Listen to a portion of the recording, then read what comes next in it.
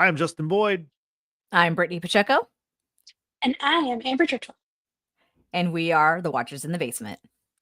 Welcome to the Watchers in the Basement. We are here today to discuss Doctor Who, Series 15, Who? Season 2. I know it doesn't make a lot of sense to me, but I'll try to explain. Mike So Jones. Sorry. we're talking about the 15th Doctor. It's the second season of his show. For us in America, it's the second season on Disney Plus, and so that's why part of why we're talking about it.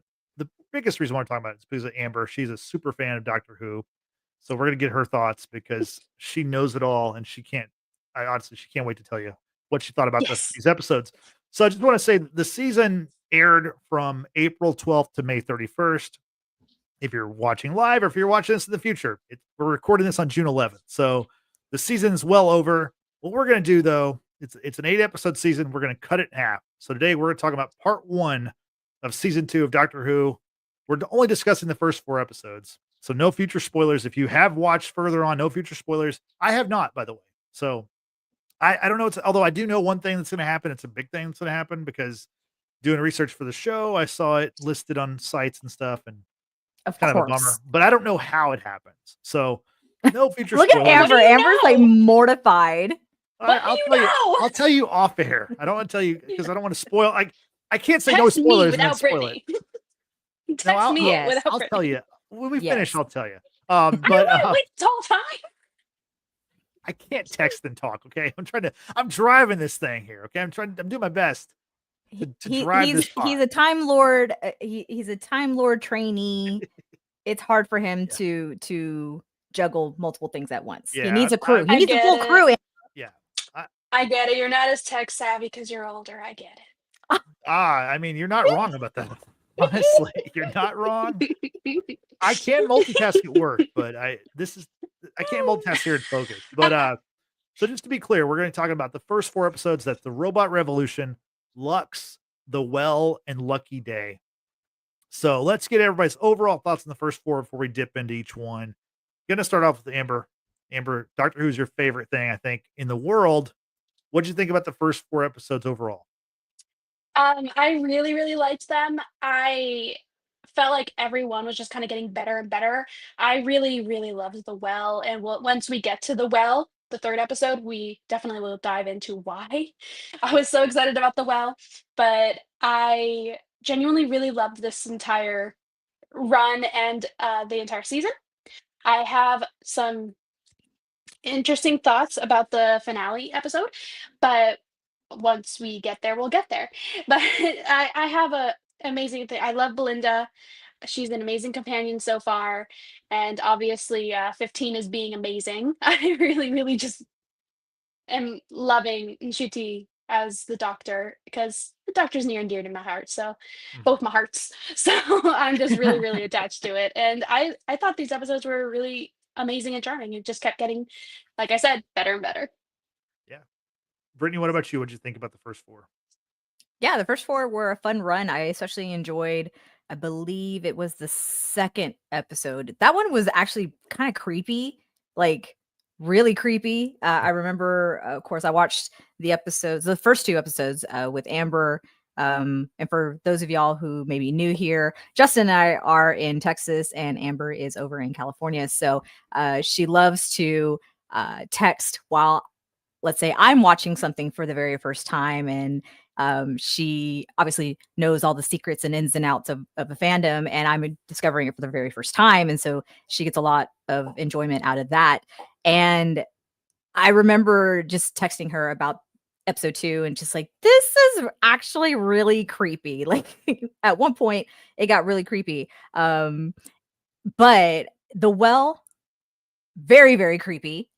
And I think for part 1, in terms of quote part 1, it was actually really well done, and I am looking forward to talking about it. Like Amber said, the actress who plays Belinda is charming. I love how she kind of calls the Doctor out on his crap, and I think that's kind of essential when you're in a partnership or companionship or that kind of thing. I think it's kind of necessary, right, to just to have that sort of dynamic.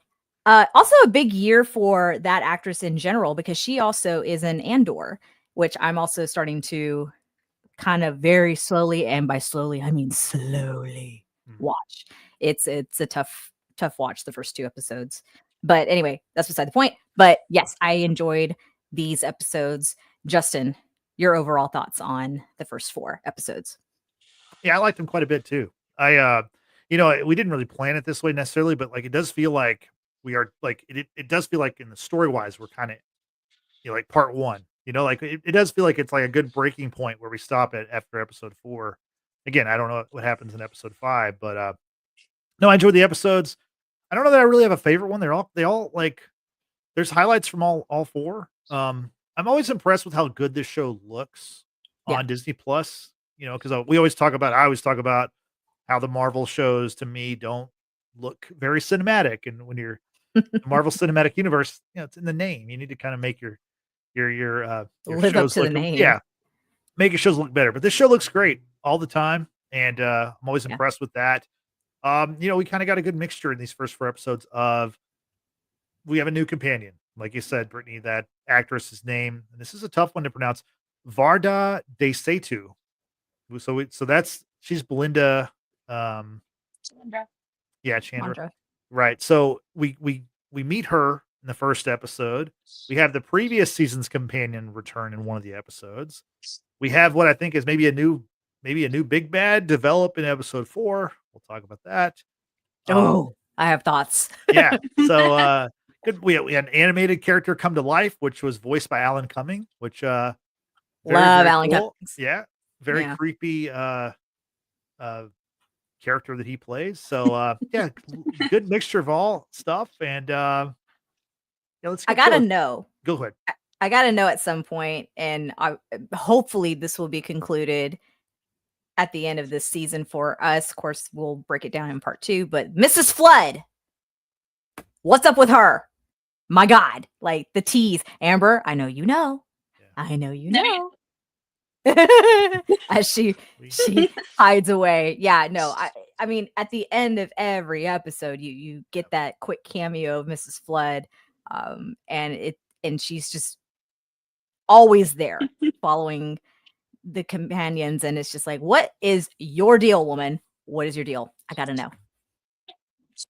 At the end of the episode, we definitely at the end of this episode, we got to talk about your guys' theories because I want to hear them for one, and then 2, anyone who has already seen the whole season can we can come back and giggle at it. Yeah. Okay. Yeah, because the plan is we're going to do part 1. This obviously we're doing it right now, but then next week we're going to do part 2 and wrap it up next Wednesday. Doctor Who Wednesdays is what I'm calling it. That's the branding. I work in marketing, as you can tell. I'm a genius. Or as Whovian Amber, Wednesday. Whovian Wednesday. I like that. Yeah, like because that that a is lot. what the fan base. That's what we are called. We are called Whovians. Okay. I think it should be hooligans, but that's just me. But you can't change the entire culture of it. We've been called Whovians for 60 plus years. So Yeah. No, I think Whovians is sufficient. Very much so. yeah. So let's go episode by episode. First episode, the Robot Revolution. Like I said, we meet a new companion. We meet Belinda Chandra, and it's it's a wacky space adventure, right? We get going. Amber, what'd you think about this episode? What were kind of your highlights from this episode? I love polish. That's kind of that was my highlight. Polish, a Adorable. little robot. Anyway, the kind of overall plot of that episode is we see a flashback from, I believe, like 10 years ago. I don't know. When Belinda Chandra is younger and she is dating this gentleman named Alan, and they are on, I guess, a date. They're sitting on a bench outside, and he starts spewing nonsense. And he got her for her birthday a star. With those little certificates you can get online where you can buy somebody a star and name it whatever you want. And he names it after her. And that is actually the focal point of this whole episode, is that star certificate. So it jumps to years later when she is a nurse and she's living her life. And I love this when we introduce a new companion. I like seeing what their kind of day-to-day lives were like before they met the Doctor. I think that's very, very interesting and very telling about how they will interact as a character, not just with the Doctor, but on other planets and such like that. So I always think that's really cool. But we see that all happening, and randomly one night some robots do a little B&E on her home and steal her away to their planet where they say she is the queen. If you guys want to embellish a little more. Yeah, the planet is called Miss Belinda Chandra. It's all one word run together. Mhm. So thought that was pretty interesting. Yeah. Brittany, do you have any highs from this episode you want to talk about? That guy creeped me out from the very get-go. Yeah. The boyfriend type, whatever. Yeah, he very forceful, very needy. Uh, and I think maybe halfway through the episode, I kind of figured it out about how and why he was initially introduced, and then ultimately who he ended up being by the end of the episode. But I kind of sort of sorted it out in my mind without saying too much, especially to Amber. But it got very annoying to listen to how the robots were speaking, of course, and I'm just like, oh, that's robotic and it's just annoying. But interesting how the robots couldn't pick up every ninth word, Yeah. and therefore the Doctor, who had already been there for a period of time trying to learn as much as he could and get allies and what have you, he figured out after every ninth word he could like say one word and ultimately we would form a sentence for Belinda to be able to pick up on and move on from there. So that was an interesting take, and I'm like, man, you've got to be smart and like not have to count on your fingers like what every ninth word was, and it's just like, geez, that's a lot. That's so much to deal with. Really interesting idea. It got a little annoying for me about referring to themselves or the planet as, Belinda Chandra 9 or whatever it was called, and all that kind of thing. It was really annoying. I started getting a little irritated. I'm like, this is not a good way to start this episode, but it did get interesting. And I love Ncuti as the Doctor. He's just so charming and so cute, and man, he's so good to look at. I just gotta say, he's very pretty. He's very pretty to look at. Amber knows what I'm talking about, but Yeah, he's very pretty. yeah, it was a interesting take how quickly people will be abducted and say, here, you can rule, do as you see fit. And you see the dynamics between how one person would rule as opposed to the other. And it's just like, oh yeah, that's life right now. And how just like, because they outright she calls him an incel, is what she calls Alan, and later on in the episode, and that's very much exactly what would happen if an incel got in power. Like we should that surprised, it just kind of makes a lot of sense. So Doctor Who does this a lot ever since its beginning, where they have um kind of a critical, interesting thoughts, either political or social, like thoughts or inputs, and they Yeah. kind of interweave them with the plots. And we do see those like throughout the entire rest of the season in every episode, but I thought that was very it wasn't my favorite out of the four. Yeah, I would agree to that. I did appreciate how, granted, Belinda was abducted and then the Doctor intercepts. She is a nurse and is wanting to help people, and she feels obligated to help people, right? It didn't matter if she just met these people for the very first time. She aided them however they needed to be aided, and it also would result in her sacrificing herself for the betterment of the people of the planet or the star. And I thought that was really, really nice to see, especially just from the very get-go. Like, she obviously was not happy about being where she was, but she pivoted and adapted and ultimately would survive. I still don't fully understand about how Alan acquired the future copy of the star certificate, and it was sent back like, what was it, like 5,000 years or something like that. It's very, I mean, I know this is all, timey-wimey type stuff that I have no knowledge about, don't profess to. But it was, that part is still like a little confusing, obviously. I can clarify if you want. Please, in layman's terms for us Okay. youngins. So, the certificate bounced back to 5,000 plus years. So that's why the civilization named themselves Miss Belinda Chandra Kind, and Miss Belinda Chandra is what they came up with their name for their planet, and that's why everything was initially like that. So by the time, and he was brought back like 5, maybe like 10 years before. He was brought back 10 years before because he started the robot revolution. So he was brought back because of the time barrier that was between Earth and Miss Belinda Chandra planet. He was brought back 10 years. So he had already the certificate was already like ancient text. It was lore. They kept it safe and they kept it hidden. So they kept it locked away and safe. And the other robots bring back this guy, and he has something to do with the certificate and Miss Belinda Chandra, and the robots know that. So they're like, get this man a certificate. So that's how he got the certificate. And since he was already there for 10 years, he got integrated into the AI generator and became uh, AI generator or Al generator, whatever you want to call him. Mhm. Ta-da!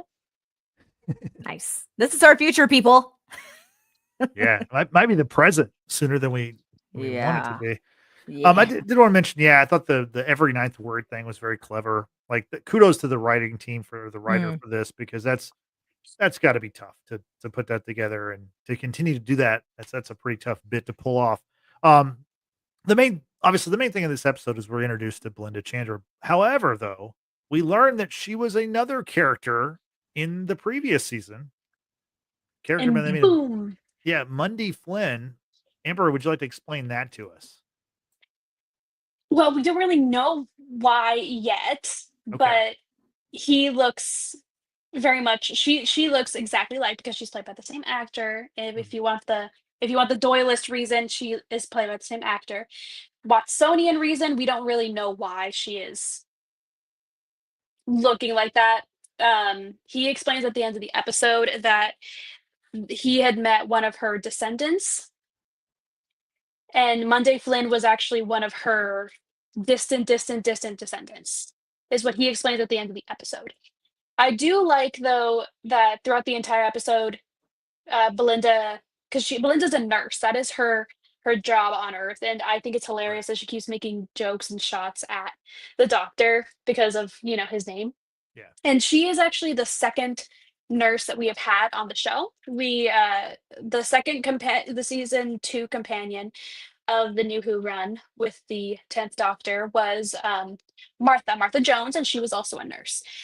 And I like her Martha's whole response was, okay, you need to earn the right for me to call you a doctor. I'm not going to call you a doctor that way. And so I think it's really, really funny that all the little jabs that she made, like, Mhm. oh, that's just like a doctor sitting around while the nurses do all the work. And I liked, like, how, what Brittany, you were saying, that she kind of calls him out on all of his behavior. She outright says near the end of the episode, you took my DNA without even asking.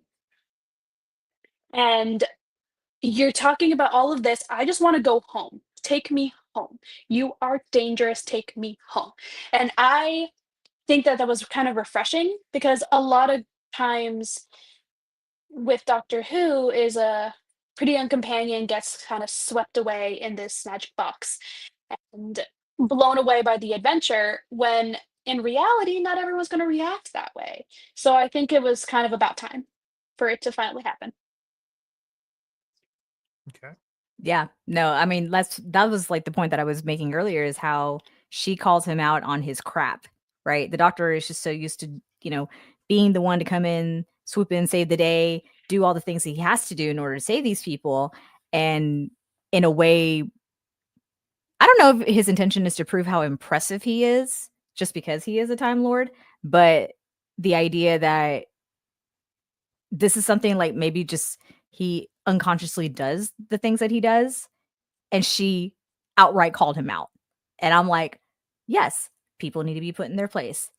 Yeah. Consent is consent. Nonverbal consent is not consent, people. Jesus. Yes. So, And to your point, the doctor, well, I've kind of discussed this a little bit. Time Lords Time Lords very often act holier than thou because they have the time travel. They are the lords of time. Like they tend to do that. And as much as we love the Doctor, and he's spent at this point several billion years with Earth and earthly beings, because he's several billion years old at this point, um, we can see that he's still not exempt from it. He still does, as much as he loves humans, he's not one.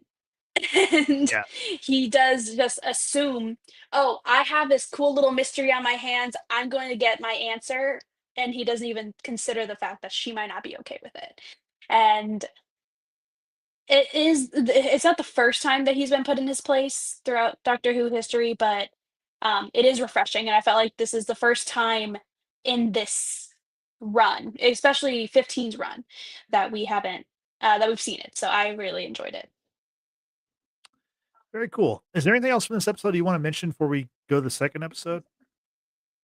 Do we want to talk about Mrs. Flood's cameo? Or Sure. I'm Yeah, not sure if we want to. she appears in all 4 episodes at the very end of Mhm. every episode, basically. Yeah. Yeah, she was in this episode because she is actually uh, Belinda's neighbor. She lives next door to Belinda and Belinda's roommates. And when the robots came and were taking her away, she's like, tell my parents that I love them, then that robots are kidnapping me. And the doctor is chasing them after as they take off of Earth, and Mrs. Flood kind of hears him and tucks away, but before she does, she makes eye contact with us, the camera, and says, "You ain't seen me."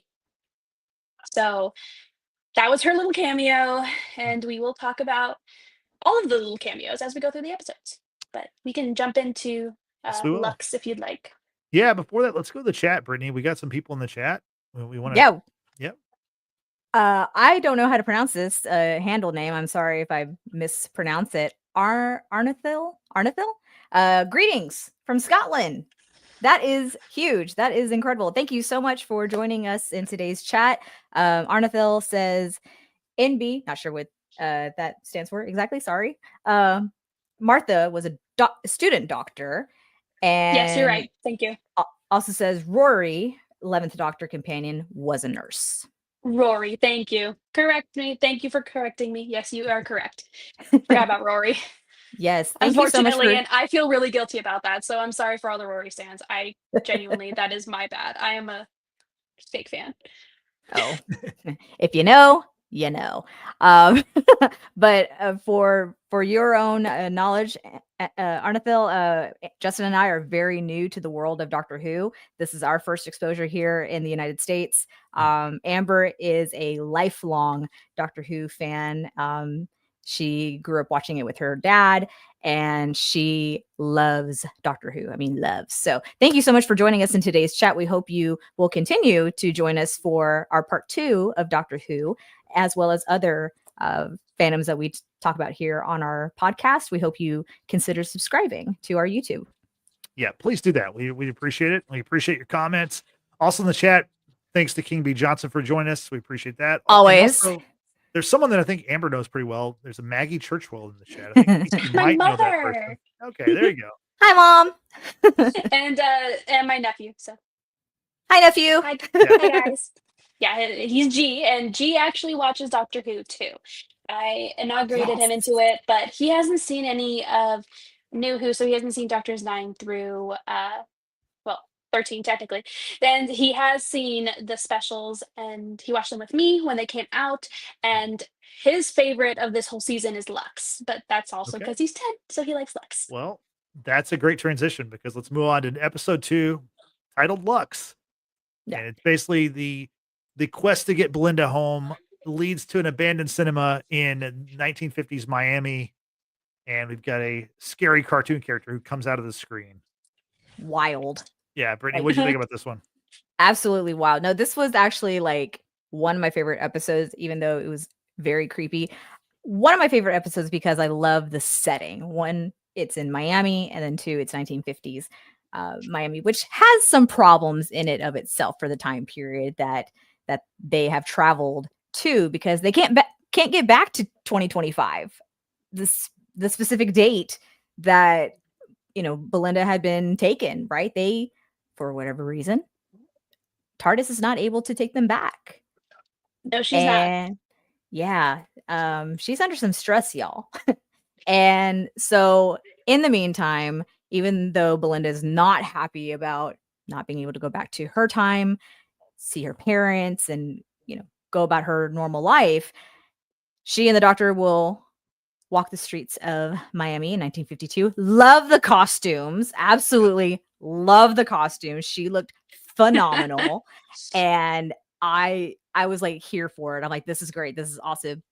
But there is a huge situation going on in the theater in Miami where there's like 15 people who've disappeared, and the cinema is now abandoned. I say cinema as if I'm British, but I'm not. But that being said, it's all because of this freaking cartoon that somehow comes to life through the way of the light that hits like the projection and bounces off things and just literally gives the cartoon life. And as Justin mentioned earlier, the character is voiced by none other than Alan Cumming, who is phenomenal in anything and everything that he does. And I was creeped out, but I was really, really into this episode. The fact that even then it showed, or at least it highlighted, that some people kind of bent the rules about separation of the minorities from everyone else, and that this one kid, really nice guy at the diner across the way, was willing to speak with them and whatnot. It was a really great episode. I liked the twist of what ended up happening to Belinda and the doctor and the group of viewers that they end up meeting. And I'm like, oh, it was so sad. It was so sad to me, but it was also very sweet. It was overall, like from start to finish, it was such a great episode for me. Yeah, I enjoyed it as well. We didn't even mention the character's name is Mr. Ringading. Yeah, And his who had a jingle. Yeah, his like famous line is "Don't make me laugh." He says that like 20 times in the episode. Pretty scary stuff, honestly. Oh yeah, because life. Yep. you guys didn't mention it, but he is a god. He's one of the gods of the pantheon. I was waiting for you to tell us about that and dive into it, because you are the all-knowing. Not man. all-knowing. Well, Hey, my name may be Bad Wolf, but I'm not all-knowing. So yes, Lux is actually the Lord of Light. Which is just a god of the pantheon. I really, really loved the delivery of that line, of the twinkle of the in your eye of madness, and like, I'm the last thing you see before you fall into the abyss. I loved it. It was so creepy and it was really, really good. I genuinely, when he figures out that he can take out that Time Lord energy, that he can heal himself, that he can take out, he can use the doctor's Time Lord body to try and give himself solid form. Yeah. And as Thank God he didn't. Yeah, because it was terrifying. That was terrifying. My God. Oh my gosh, I had so many problems with it. And Going into the comments, yes, my dear, I am going to make sure. I want them so badly. I tried to bully them when we covered last season to try and bully them to get to watch the first season because I feel like a lunatic over here referencing all of the things. I mean, my name being Bad Wolf, and I can't even really get too much into why I'm called Bad Wolf. And I other little things like that because there are references even in this reboot or soft reboot that echo it. Like the second companion after because we have Ruby, which 19-year-old blonde girl with a R sounding name. It's like Rose, who was a 19-year-old blonde girl, and then the companion at the continuous companion after Rose was Martha, like because we had a little introduction of Donna, but then it was Martha for a run, and Martha is a wonderful woman of color, and so and now we have Belinda, so it's just there's echoes throughout all of these, and I feel like a lunatic. So I desperately want them to, but again, that is a large endeavor because there is plenty of seasons, and I really, really want them to watch it. But hey, me and Brittany did Supernatural a couple years ago, so That Yeah. also took like a year to cover. My God, 15 seasons was a lot. Y'all didn't pod but about it it's though. Y'all worth just it. watched it. Yeah. Justin, do you think we can pod about Supernatural and it not last No. 15 hours? My I think God. you could do like a season of pod maybe. And then- Ugh. I mean, the show itself took 15 years, so I mean, I Yeah. don't think we could do it in 15 years a pod, but there are pods already about Supernatural as it is, but um I really want to get them into it. So I'm going to try and continuously bully them into it. And after the finale of this season, you have to. There are things that I can't tell you yet because you guys haven't seen episodes 5 through 8. But once you do, you have to. You heard it here. We're being bullied. Verbally bullied. Yeah, I mean the thing is Shamed publicly. we cover so much stuff and it's like, this worked out for us because whenever Doctor Who came to Disney Plus, it was a good jumping on point, right? It's just Yeah. like people who've never read a comic book are always like, there's an overwhelming feeling like, okay, where do I jump in? Where do I start this journey? Because there's so many comics out there. And with Doctor Who, obviously, it's been on the air since what, the 60s? 1963 is when it started. So Mhm. it's been around for a long time. There's so many Yeah. different doctors, so many different stories. And if you're a massive fan of it, I can see where it's like very rewarding. I mean, it's much like the MCU. Like right now, we're 36 movies in. There are people who probably won't see the next movie because they're like, well, do I have to see the other 36 and all the TV shows? There's just so much to it. As these things get Mhm. bigger, the super fans are like energized, but the people who are new, they're trying to find a way to get involved. And the way Oh, this yeah. worked out with the introduction of a new doctor, also, that was a way for us to jump on and And we it were talking about it. being a soft reboot. Like we did talk Yeah. about it when we covered the first season that this being a soft reboot was a new way for being on Disney Plus was a new way for new fans to be introduced, like my nephew, and that's kind of also how I roped you guys into this. So, Yeah, exactly. Yes, by yeah, but bullying. yeah, I really, really loved the with Lux though, kind of roping back into Lux. I loved that we got to see some Doctor Who fans, and the Doctor got to interact with them. I thought that was very, very Yeah. neat. If you guys have any questions or need to No, I was gonna talk ask about you that. just about what you thought about the fans, the fact that like so what happens is Blink. Mr. Ring-a-Ding, he comes out of the screen, he becomes Lux, right? He's known as Lux, but then he traps Belinda and the Doctor in the screen, in the film reel, and they have to like find their way out.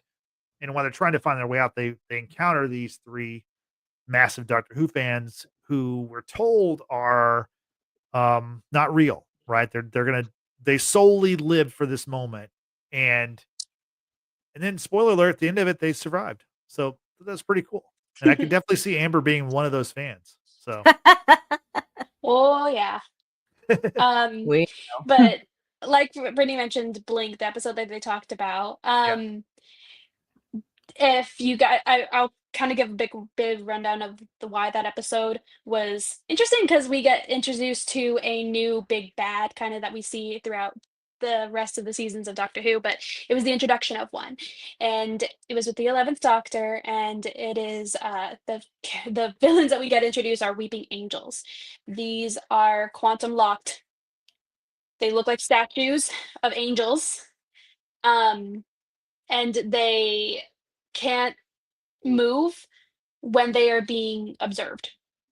Okay. But the second you blink or look away or anything like that, they can move, and they will they feed off of kind of your our fan in the chat. You probably can give me the exact quotes, but they kind of feed off of the time that you have. So they'll send you back to another time and feed off of the years that you could have had, kind of, if that makes sense.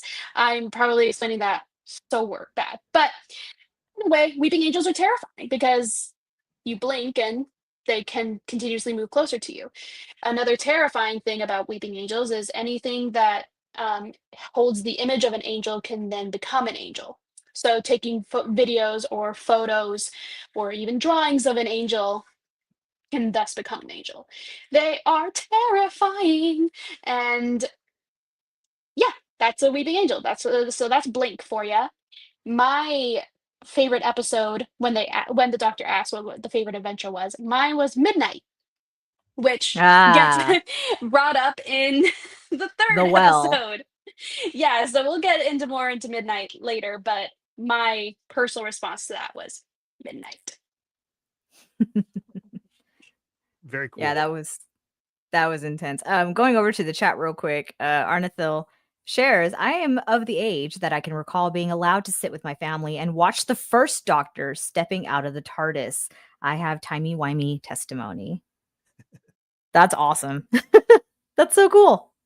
Yeah, that was my dad. Wow. I was only around for the 2005 reboot with 9. So I saw 9, and I have seen of the previous Doctors of Classic Who as much as I have been able to access, because I am in the US, so I can't access all of them. And I want to go into the comics and into the books and the audios. I have read full summaries of those, but I haven't listened to or watched those on my own self. But yeah, I love having another fan on this. This is great. Yes. So someone else who can understand Amber, and Justin and I just smile and nod. No, we understand Amber. We don't always understand the content because we're that's not fair.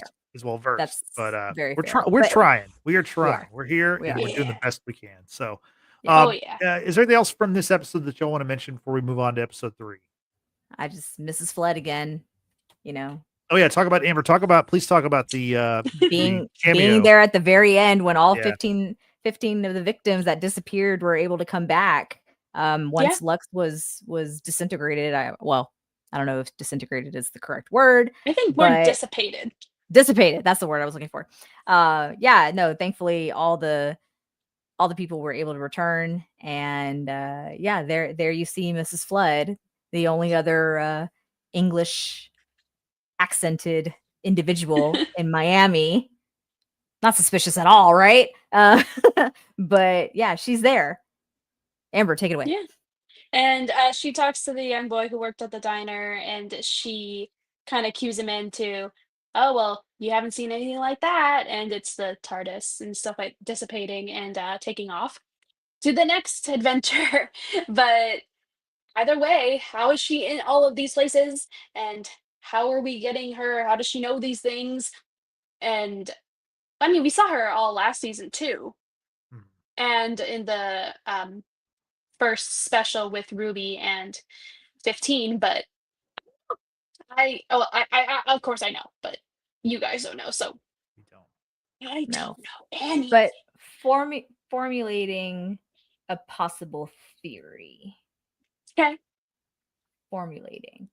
We'll But discuss that at the end. We can we'll go get into that to the end of it. Yep. Okay, so we'll move on to episode 3. And it is called The Well, which Amber really enjoyed this episode. I remember even when it aired live, she was telling us to watch episode 3, and I was still Yeah. a couple episodes Yeah. behind. I was screaming about it. Couple. Yeah, no, this one, I think, Amber, I might have live texted it with you when I was watching You it. did. I can't remember. Okay, I did. Yeah. You want to talk about Blink and talk about the weeping angels being terrifying. This was terrifying for me, okay? Because I felt like every time I blinked, like the thing went away. And I'm like, and I would go and rewind, go back to the thing, and I'm like, wait, did I literally miss something? And so I did that multiple times, and I got a little bit more terrified as as I kept rewatching it. And I'm like, what is this thing behind this poor girl's head? What is happening? I don't know. Lies. No, I don't. That's the thing. Okay, so I'm going to. They did flashbacks to the episode Midnight, but they didn't Mhm. really explain because there's not much more else to explain. So sorry, I'm by a window and I just saw my friend out the window. Anyway, there the episode Midnight is with the 10th Doctor, with David Tennant and Donna. And it's a very close set episode. I really like those.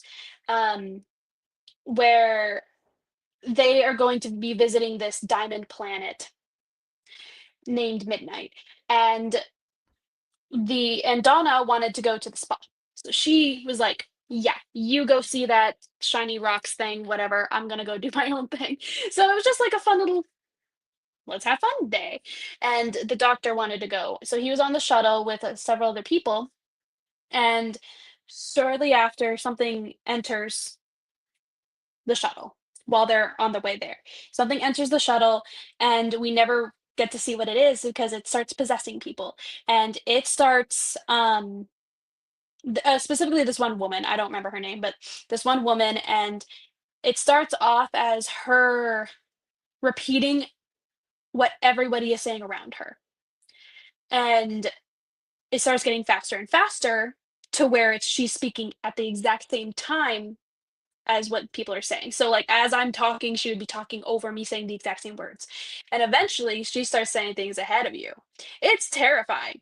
Um the doctor's obviously trying to figure out what's going on, and it's a very interesting analysis of how people start acting out because of fear, because the people on the shuttle are terrified and they get even more scared because they don't know what's going on. And since they don't know what's happening, they get more and more scared and they start acting out. They're like, oh, we should just kill her. And we should just take this out. Like, we should just get her out or whatever. And they eventually have to, because the doctor becomes incapacitated because the doctor starts talking, like, the entity starts kind of taking over the doctor too, and he's just terrified. It's a brilliant episode, beautiful, amazing script, but it's really, really interesting. And we, she is, and her and the entity are taken, literally just put in the airlock and just sent out into space, and we don't ever find out what happened. We just that's it. That's all we know. That's all she wrote, and we just never thought we were ever going to get an answer about what the midnight entity was or any clarification. And granted, we still didn't, but I never thought we were going to get a follow up to the midnight entity. And it's one of my favorite episodes because I love another side thing. I don't really talk about it too much on this podcast, but I love horror movies. Scary things make me happy. So it's one of my favorite episodes. Not concerning at And all. yeah, there might be something wrong there, but whatever. I love scary things, and so I love the midnight episode, and I didn't know that this episode was gonna be about that until, it started happening. So as the doctor is figuring it out, I'm figuring it out. It was so good. But you guys talk about the actual, like, plot of the episode, and then I have a comment that I wanna make about the end, but yeah. Okay. So Go for it, Brittany. the plot of the episode really is that, again, Doctor and Belinda, who are actively trying to get back to 2025, are still unable to. And what ultimately they're doing is bouncing around to different periods of time, regardless if it's back in America or sorry, not back in America, Earth. It's just Earth. Thank you. but they have like this device, and I can't remember what it's called. And the doctor like Vindicator. Thank you. Yeah. Doctor chucks it into the earth or into the place that they're in to try to get like a point, like a travel point. I don't fully understand either. Okay, I just know that while they're bouncing around to places, he's trying to, get closer to Belinda's actual Triangulate. timeline. Triangulate. Thank you. See, I don't see for what Doctor Who is. I understand this is like the longest running sci-fi TV show in the history of modern age, obviously, right? And it was meant to be, I believe, like kind of like a science show, like I don't know, necessarily geared to kids per se, but just like a science show, right? And sometimes it just goes right over my head. This is why I was an art major. Science and I do not get along very well. And this show has proven it time and time again. No pun intended. That being said, when Belinda and the Doctor land on a planet that's like 500,000 years in the future, they're having to disguise himself amongst a crew who are on some sort of like expedition investigation in a mining colony of some kind, and it's just gone like completely silent, right? And we encounter a young woman who appears to be the only survivor on this planet by the name of Alice. She is actually deaf, and she is frightened. She is terrified. She, like Belinda, just wants to go home. Alice has a daughter that she has to think about, of course, but there is something behind her constantly. Yeah. And people are being chucked. When they get in front of her, it appears like at a certain angle or like right directly in front of her. If they try to look behind her or get behind her and someone else opposite is facing her at the same time. So it's almost like, you have a clock, right? And you're at 12 and 6. I mean, the person who's behind Alice is going to get gravely injured.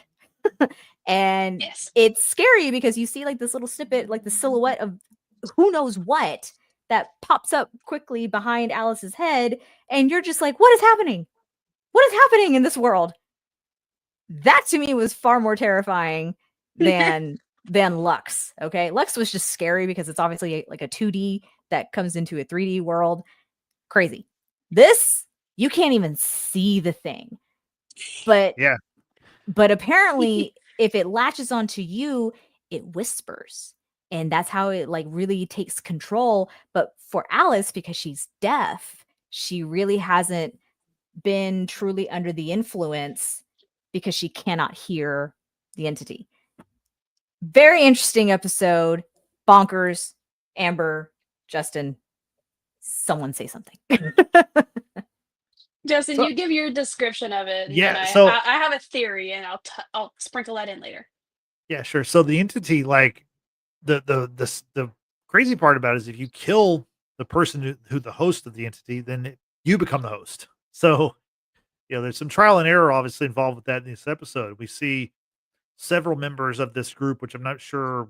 How would you describe them? They're just like, are they like the military of this mining colony or whatever? There's some sort of like authoritative type force. Yeah. And they don't Not make important. it. Half of them don't make it. Yeah. More than half of them don't make it, I guess, through the episode. I'll say like 98% of them don't make it. Yeah. I think it could be argued at the very end, none of them make it. Yeah, let's be real.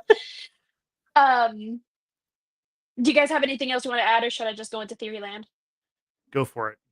Hey, my loving theory is Alice was never alive.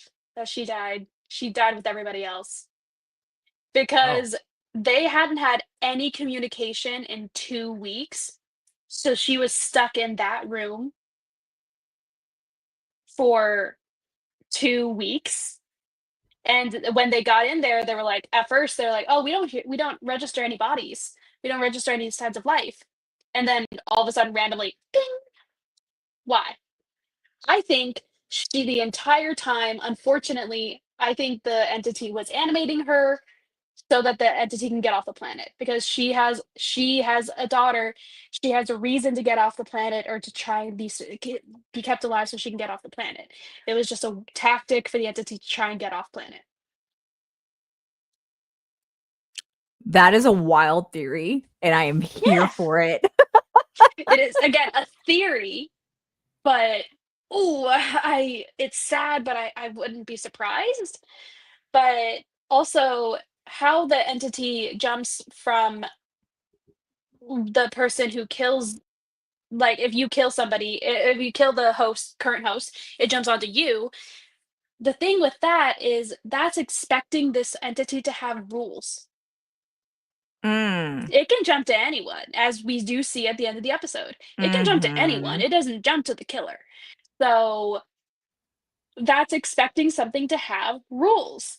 Like, Mhm. and I think part of that was just because of how things were altered. I talked about it when we discussed season 1, or the special with 14 and Donna, where he invoked a superstition at the edge of the universe, and how now some mythos is actually embedded in the sci-fi of the show.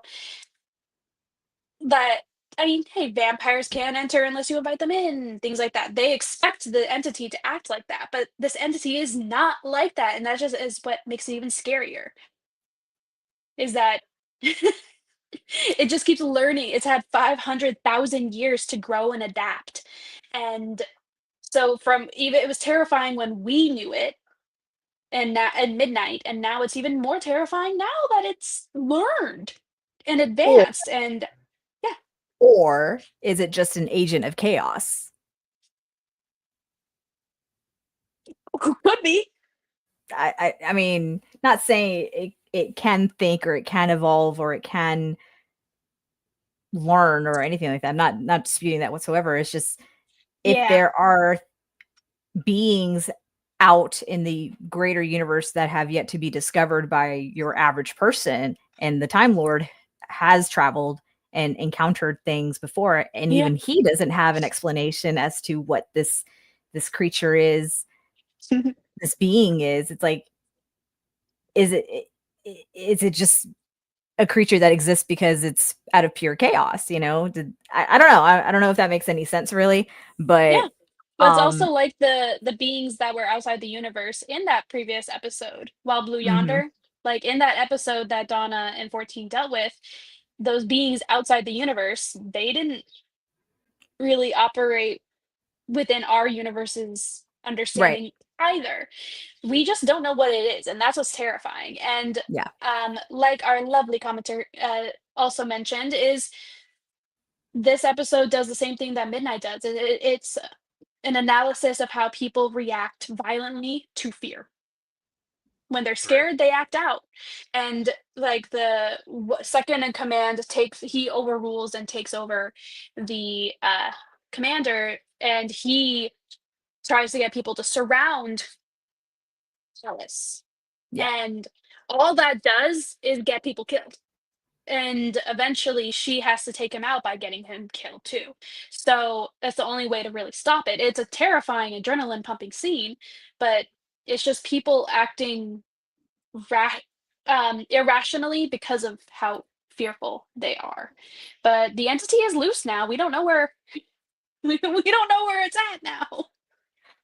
If I may quote Game of Thrones, I seem to always like bring up Game of Thrones in like all of our pods. I apologize. It's just the nature of the topic we're discussing.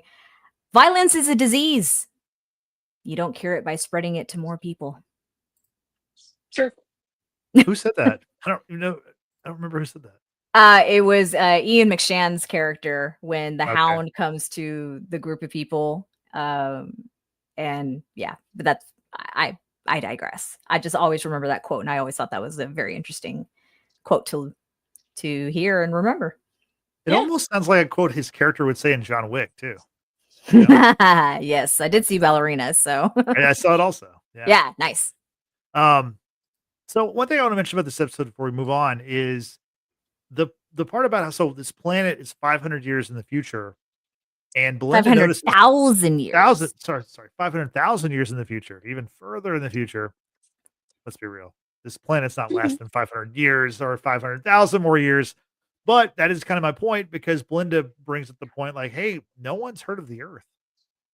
There's no Earth to go to in the future. So, Amber, do you know something about that, or is that something that will be paid off maybe in a future season or something? No, I do know anything You about do it, but know. I can't tell you. Well, Okay, you'll be able to is tell us it next. happening this season that we get an explanation? Okay. Okay. Yeah.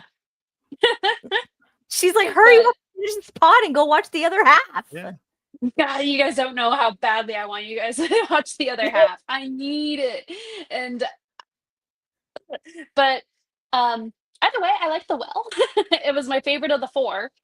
Yeah. Man, what a sacrifice from the troop leader for her to thinking that she got the entity to latch onto her, took off running down the hallway so that everyone else could escape, and she sacrificed herself and threw herself down the well. So sad. R.I.P. And unfortunately, the entity wasn't attached to her, so it was for naught.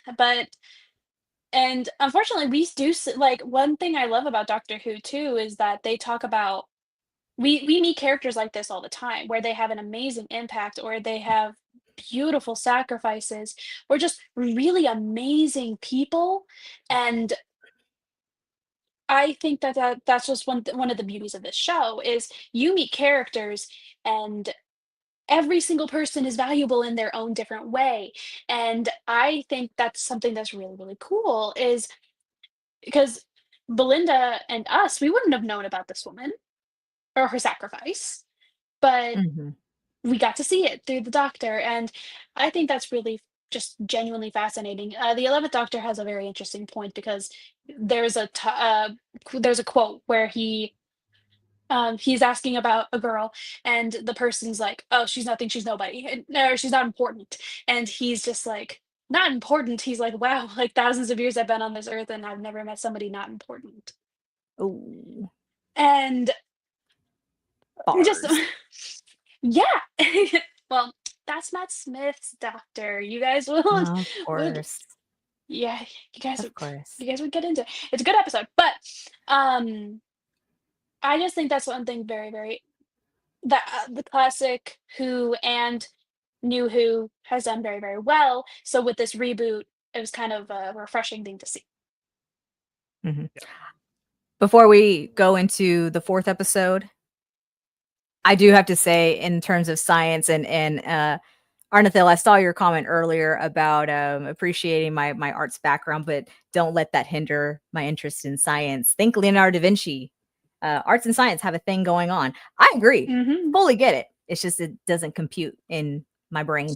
But I will say, with the Doctor coming up with the idea to have the entity force itself to look at its own reflection. That's why all the mirrors were broken throughout the whole spacecraft thing or whatever it is that they're on, or in the mining colony. I thought it was cool with bursting the pipes so that all the mercury that was like traveling through it Oh yeah. would, rain down and create this wall of reflection. I thought that was actually really cool. So Yeah. yeah, it was brilliant. He's one smart cookie. He is. He's a pretty cookie too. Sorry. Before we move, We know. before we move on to the final episode of our part 1, Amber, tell us about Mrs. Flood's cameo in this episode. Yes. So this one, we see. Unfortunately, did not catch her name in my rewatch today. The one of the survivors in the room was that she survived, and so when they all get back to their settlement, and then the Doctor and Belinda leave, she is giving a report to her superior.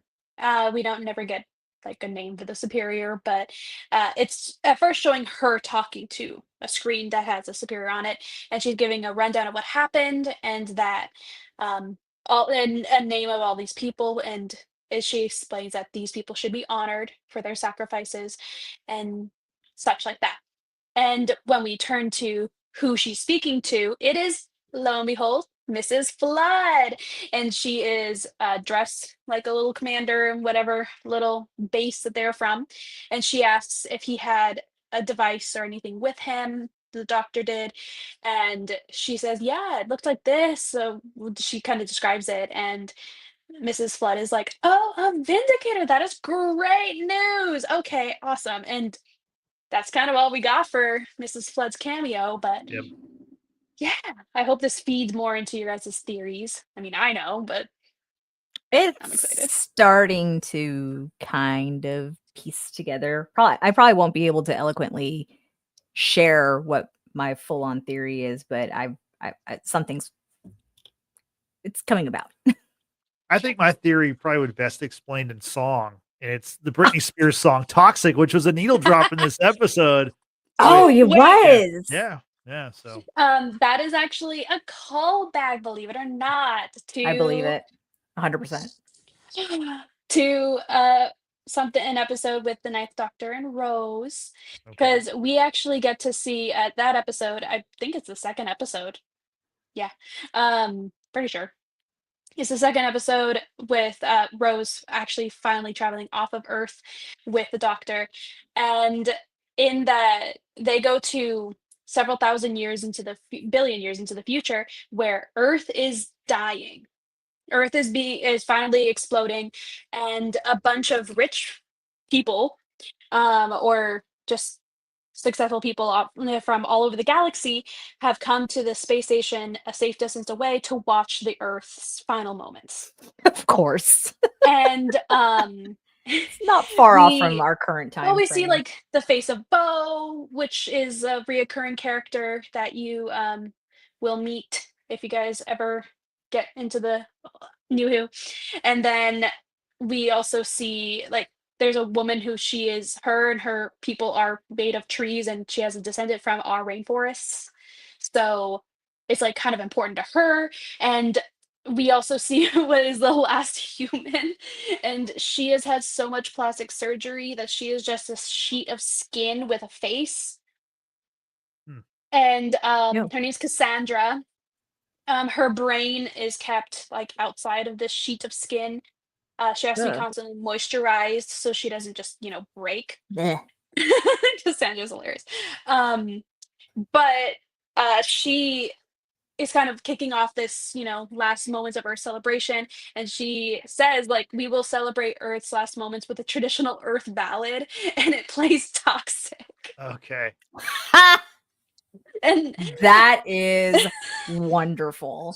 genuinely, All hail Britney Spears.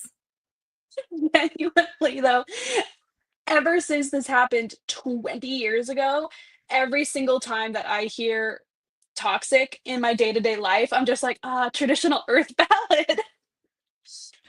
Constantly. It's not a is- ballad though, right? Like it's like a dance song, right? They don't know that. It's several billion years in the future. Humans have expanded. Yeah. But the reason that Cassandra considers herself the last human was because she's the last pure human. Because humans just kind of went and, did what humans do. And some humans like aliens, let's be honest. Okay. And Right. she considers herself the last pure human. But Okay. don't worry about Cassandra. Unless you guys watch the other shows. But yeah, that's kind of why the needle drop of Toxic was kind of so important, because us fans were kind of screaming at our screen with traditional Earth. I was half expecting the Doctor and Belinda to break out in choreographed Mhm. dance, just like what Oh, yeah. Ruby and the Doctor did in season 1. So Oh, yeah, just another thing of Rose haunting the narrative, like I always say. there it is. So from Rose to Ruby, Ruby Sunday returns in episode 4. It's our final one for this week. What a Episode- transition, Justin. Yeah, I'm getting good at transitions. You are. Episode's titled Lucky Day. And Ruby's back. And she's got a boyfriend. He's a podcaster. Mm. Never trust a podcaster. So Here's looking at that's- you, Justin. never trust a podcast. His name is Conrad Clark, and he flips on her pretty quickly. And honestly, Not I gonna didn't. lie though, that's a great name. Great That name. is actually a great name. Great That's a name. great name. I liked his pod setup. I was like, I wish I had that setup. But I think I could do something with that. I think you're fixating on the wrong things here, Justin. Well, see, I thought this was like going to be about like Spotify and Apple Podcast and YouTube stuff, but no, he is. By the way, good. By the way, everyone, subscribe and follow all of our stuff on Apple Podcast and Spotify. There's your plug-in right there. Yeah, plug. No, but he's a part of a group called Think Tank, and he wants to infiltrate the infiltrate unit and expose them for the frauds that they are. And I got to say, like, I didn't see that coming in this episode. It was so like, didn't either. It like definitely turned me on my head because I'm like, wow, this is like going in a weird place.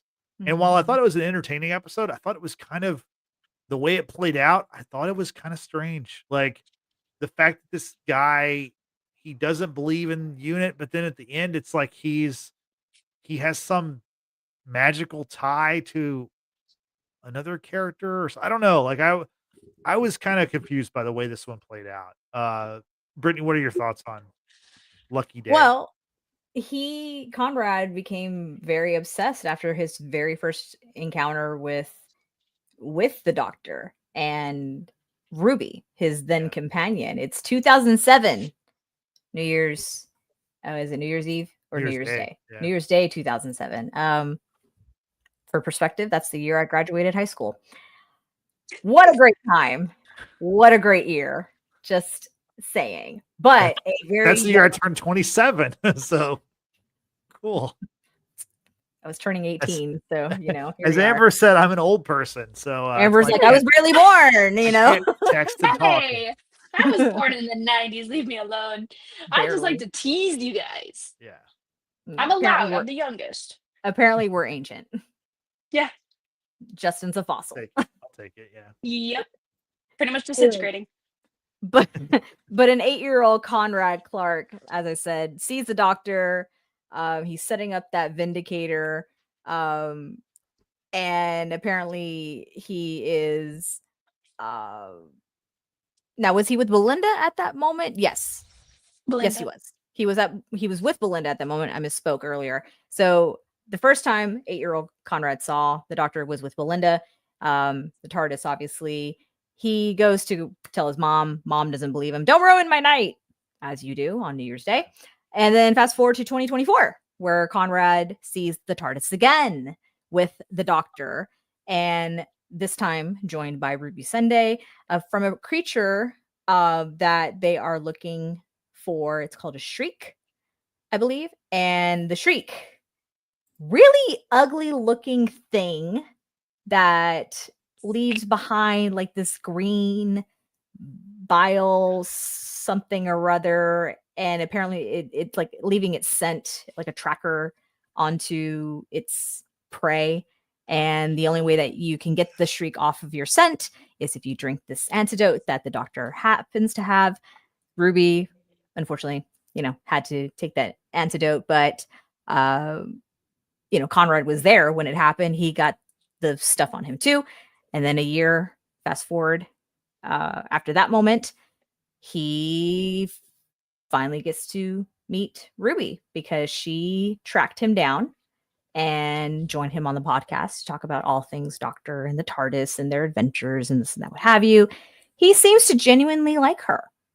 Like they have a bond, right? Because he shares his experience with, seeing the Doctor, and, she takes a liking to him, and they, things move very quickly.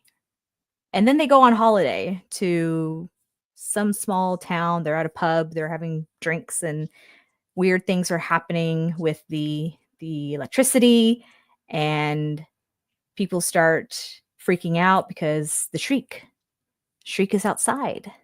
The shriek has come to hunt its prey, and by prey I mean Conrad. And that's when things turn sideways. It got, to say it flipped you on your head, Justin, like, that did not see that coming with Unit being brought out, of course, and then those who say they saw the Shriek were actually just actors in bodysuits. And yeah, it's all to expose Unit for being the frauds that supposedly Conrad thinks that they are. And all this happens while they're live streaming. What a great day to live in a world of live streaming where, supposedly things can't be disputed. Okay. Oh So, yeah. yeah. It's always good to see Unit Tower. I mean, Avengers Tower. I mean, Unit Tower. Yeah. Every time I Definitely see looks that, like Avengers Tower. like, that's Avengers Tower. That's Come on. Avengers for sure. 100%. Tony Stark's still like funding everything. It's wonderful. So, Amber, what'd you think about this episode?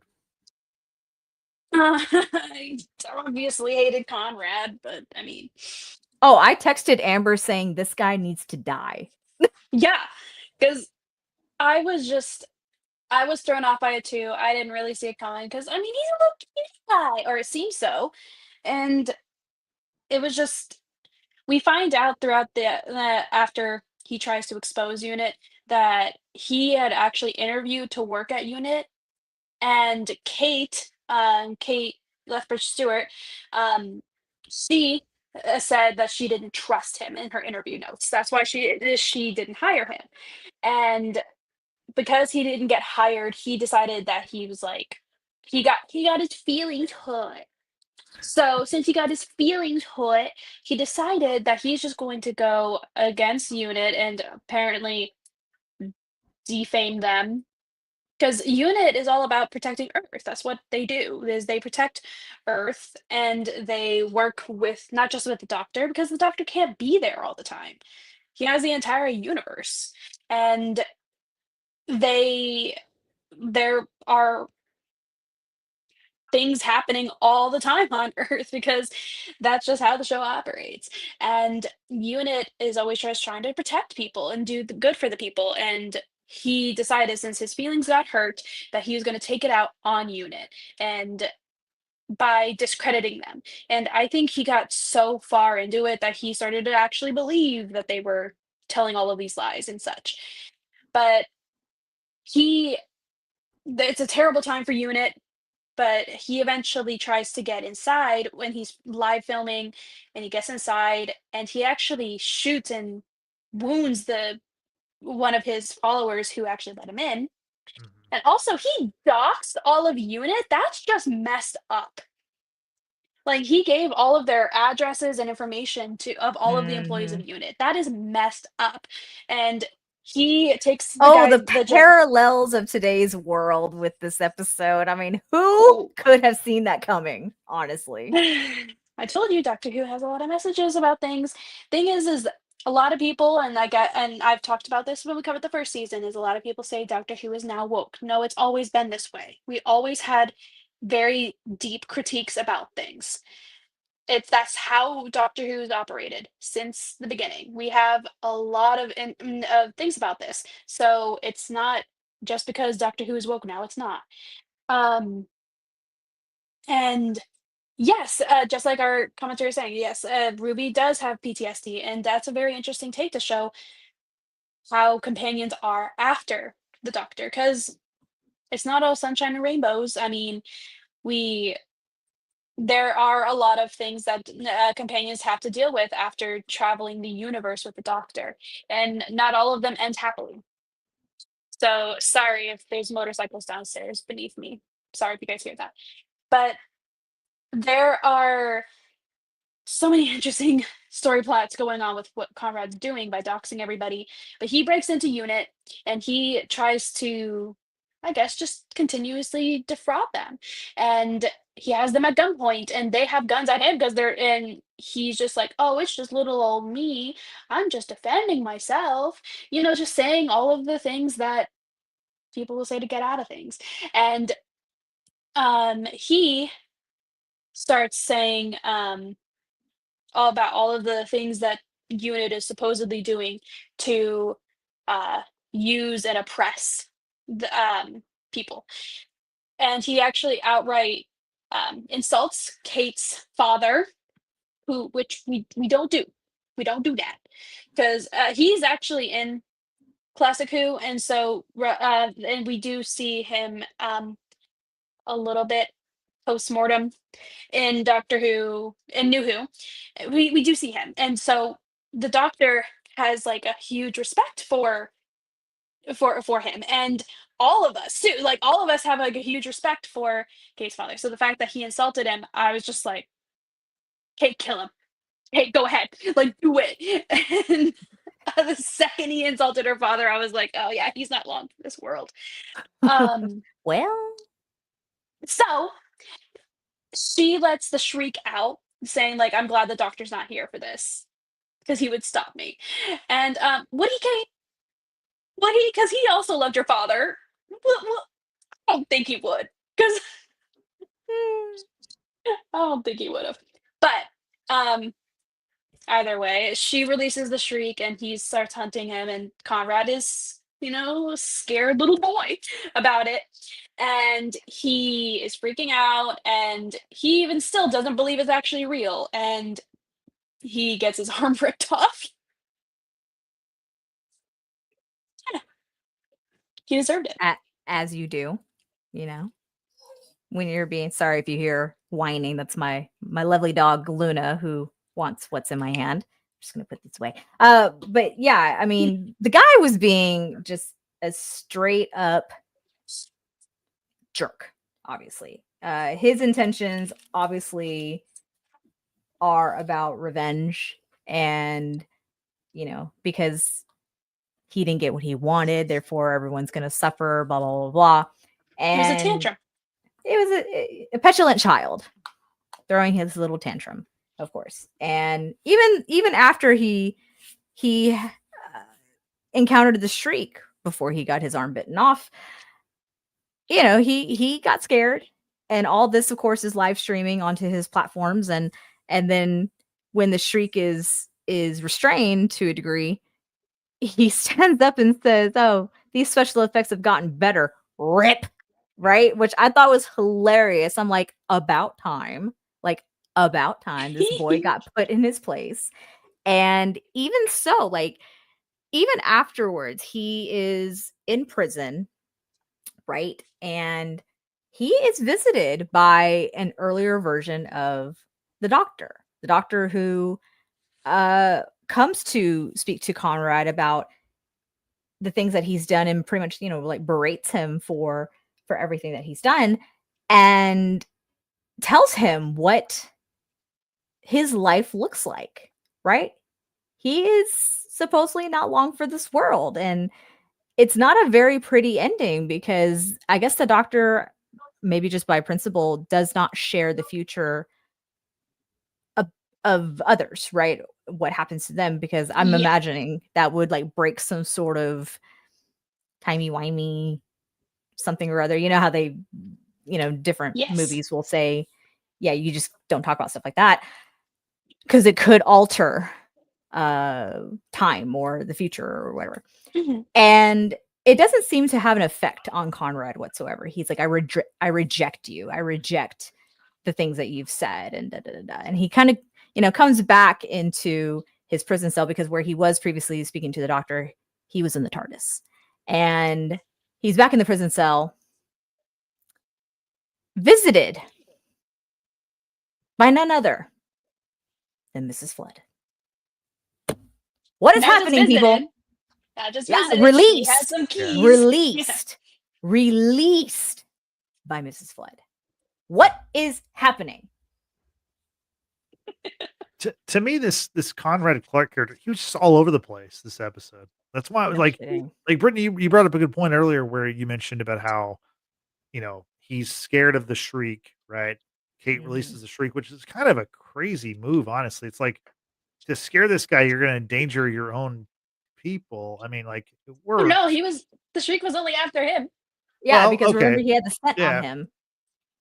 Yeah, but good point. Also, good point. They did have unit does have guns. They do have weapons. They do have lasers.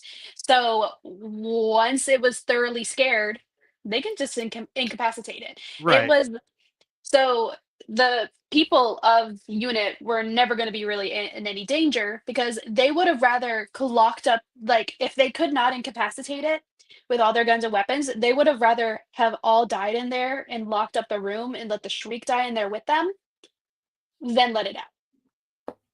Okay. That's just how Yeah. Kate rolls. So don't worry about it. Kate, good for her. Okay, I stand corrected on that point, but I do think that it is kind of strange that this guy's like pleading for help, begging them, and then he's like, "Oh, the special effects have gotten better or whatever." It's just like, come on, I like, mean, Justin, given what's happened over here politically in the United States, people throwing comments to one another over social media, then how quickly they backpedal and change yeah. the narrative. I mean, come on, this is a reflective of today. Yep. I'm guessing this Conrad Clark guy. We've not seen the last of him. I would guess we're going to see him in the final 4 episodes at some point. Yeah. Yeah. So again, not my favorite character. I think the actor did a great job, like portraying the character, but like Yes. did not enjoy the up and downness of the character in this episode. Mm-hmm. Get it. So is there anything else from this episode y'all want to highlight or mention before we get out of here? I thought it was cool how Unit was kind of brought back into the season and how much they very much care for Ruby. And they're there to protect, right? And whatever Conrad's mission was to expose, quote unquote, Unit, obviously backfired greatly because the power of social media, swayed in his favor in one minute, and then the next it was hashtag I stand with Unit. So that was pretty cool. Yeah. Excellent. Do you guys have any I want to hear your theories about Mrs. Flood, about what you guys think the next episodes are going to talk about. Obviously, you guys already said that you think that you're going to see Conrad again because of what happened with Mrs. Flood, releasing him. Tell me your thoughts, because I want to, before we wrap up the episode, I want to hear what you guys think are going to happen in the next ones. Brittany, go for it. I think with Mrs. Flood in particular, I won't say that she's a Time Lord. It would be kind of wild if she's a Time Lord. I'm torn between whether she is a god of some kind and has just taken the body of what appears to be an elderly woman. Think of how Lux obviously possessed a cartoon character in this season, and the toy maker or whatever from the first season with Neil Patrick Harris and what have you. I don't know. I don't know if it's a god of some kind or like a Time Lord or time traveler of some kind as well. And I have no reason or basis to support this idea, if this is a previous companion of the Doctor's. I don't know. Again, I don't have any substance to support anything that I just said. Like I said, all I have are just, things that are, kind of moving around in the brain over here in my mind palace. And I'm just like, how is it that she is everywhere where the Doctor is? And obviously, why is she after him? Is she after, like, what is the intention, of course? But my guesses are time traveler, time lord of some kind. I mean, we're told that he is the last of his kind, a god, however, even a minor god of some kind, or a previous companion. Because apparently not all things end well for companions. Yeah. So, yeah. Justin, your thoughts? Those are good theories, honestly. Like you definitely have better thoughts than I do. I don't know. Great theories. I don't know. Again, this is like her. It wasn't until like the 3rd episode where I was like, "That's the same lady that's shown up in the past too." So quick, this one. yeah. So I honestly, I don't know. I can't even like venture a guess. I think the companion thing is a very good guess by Brittany. I mean, there are comments from, again, I'm just going to tell you everything up until your guys' point. Yeah. Um, in the first season, when we see her interacting with Ruby and such like that, she's wearing an outfit. It's like a white collared shirt with a blue sweater over it. And that is very, very, very reminiscent of a previous companion's outfit, Clara. She wears a white white fur lined coat, which is also similar to other companions in Classic Who. Um, there she has she has references to a whole bunch of other characters, not just a singular. Whether that character was a companion, that character was a villain, that character was just a side character that appeared in episodes. She has references to a bunch of things, and there there is a prevailing theory that I thought was very interesting because people were looking at her name because her name is Carol Flood. Um, and the one of the I thought this I think this is a very, very interesting theory because again, this is one of my it was in my top 3 theories up until this point and stuff like that, like that I had for Mrs. Flood is there is a character that those in the comments will know. Her name we know her as River Song. Um, River Song, her birth name was Melody and Melody Pond, and she later goes on by River Song, and and so kind of everybody is going with Carol Flood, being like, oh, Carol like a song, and then Flood like water. Is that person? And there are very, very interesting things about like whether that as actually has any merits, considering River Song is a very, very important character to the Doctor, but she was designed to kill him. Doesn't, for reasons I will not get into, for when you guys actually do watch the show, because this is happening. I'm manifesting it. So there were thoughts that she is River Song, which I love River Song. So I thought that would be really, really interesting. But again, that was just a theory. We have no idea. And I really, really am loving your guys' theories. As to Brittany's point about her being one of the gods of the pantheon, the thought was her being the god of stories. That was also a theory that was going on around this time, was that she may be one of the god of stories. Because what is the Doctor and his adventures but stories? And so it would be kind of a way for her to be kind of invested in trying to get into all of his thing by following his stories. So yeah, there's some credit and merit in all of your theories. I'm very interested to see you guys reacting to the next episodes. Yeah, looking forward to it too. You did say the God of Stories. That reminded me of Loki from the MCU. So, Yeah. yeah, great show. Brittany, is there any final thoughts you want to mention before we get out of here? My that's dog has a lot to say, Luna. She has a lot to say, and she's saying, "Mom, wrap up. I gotta go." I've enjoyed. Luna, I've enjoyed the first part of watching the season 2 of Doctor Who, the 15th Doctor, or series 15 rather. And I am looking forward to watching the second half. I will be, of course, live texting Amber when that happens. I don't do the tweeting. I don't do any of that nonsense. Just whatever. But I am looking forward to it. I'm curious to see if any of my theories will come into fruition. But overall, I've enjoyed watching the episodes. I've actually enjoyed really talking about these episodes with y'all, and then also in today's chat. Shout out once again to Arnathil, who is joining us from across the pond, if you will. And they say, excellent chat with intelligent insights. Bad Wolf, your knowledge and input to the conversation helped to focus the thinking around the themes.